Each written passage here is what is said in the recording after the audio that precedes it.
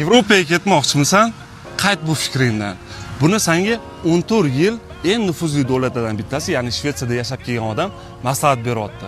Hamma senga zo'r tomonni gapirsa, men senga hozir minuslarni gapirib beraman. Oyliklar baland, iqlim zo'r, sharoitlar yaxshi, odam qadri bor.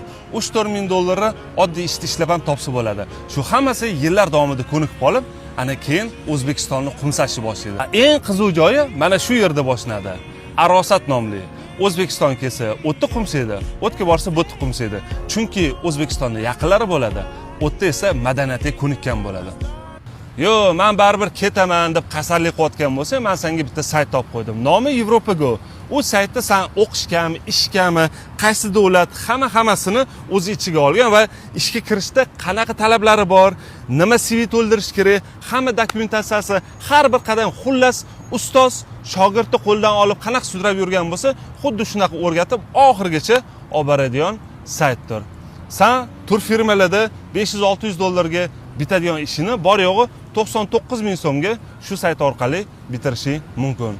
Eslab qoldinglar, Yevropago. Shunaqa ma'lumotlar ko'proq kerak bo'ladigan bo'lsa, bizga obuna bo'lib qo'ying.